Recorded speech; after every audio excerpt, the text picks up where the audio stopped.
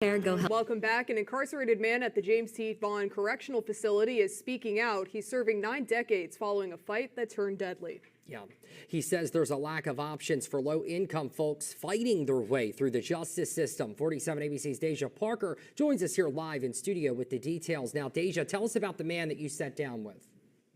His name is Fennell Bain, currently serving 91 years. He tells me he's fighting for innocence for the less fortunate can be hard because of the lack of resources within the Department of Corrections.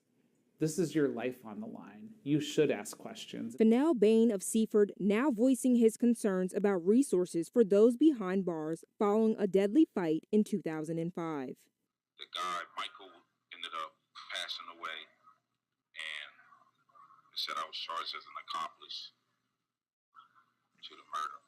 Because I went to trial, I got more time. Bain, now serving 91 years, admits involvement in the scuffle but says he was not the man behind the trigger, something his co-defendant has backed him on. Bain believes his long sentence was directly related to his lack of resources, one being a lawyer. Public defenders are overloaded in Delaware, so they do a perfunctory job. They pretty much work with the courts. They will coerce you into taking a plea, scare you from going to trial. They're just like prosecutors. Since Bain felt his public defender was ineffective, he's using his time in prison to educate himself to better represent himself.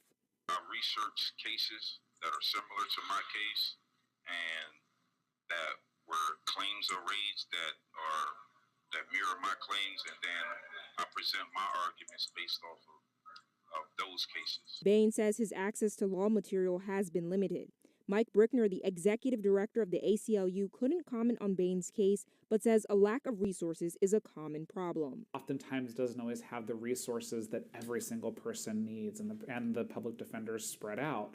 But then once you're convicted and you may be in prison, it's much harder to get those resources, right? And some of the resources you can get may come at a cost. To get access to do internet research, oftentimes DOC has charging fees for accessing the internet and getting certain kinds of information. And so, again, those are all barriers that can make it harder for that person to be able to get resources themselves. And then they're also staring down a system that is also just very under-resourced itself, too. Making it harder to navigate the legal system alone, which is why Bain is using his case to try and highlight these issues some inmates face, guilty or not.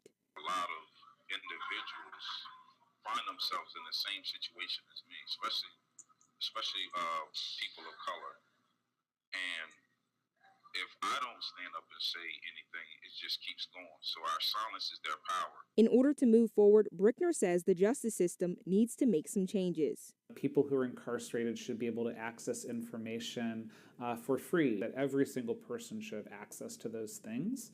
And that's something that, DOC could change. It's also something that our state legislature could change. They can mandate that people have those types of accesses. Bain tells me it's been a litany of obstacles, but he's not stopping his fight for innocence and hopes that his story makes a difference. When he is released, Bain would like to open a foundation ensuring those behind bars have the necessary resources to fight their cases. For now, live in studio, Deja Parker, 47 ABC. Yeah, great reporting there, Deja. Thank you. Now, Bain has used all of his appeals and filed for a commutation. He is currently waiting to hear back from the governor about the potential pardon. The Delaware Department of Corrections, meanwhile, says all inmates across all security levels may request and receive law library materials through prison mail and inmate tablet requests.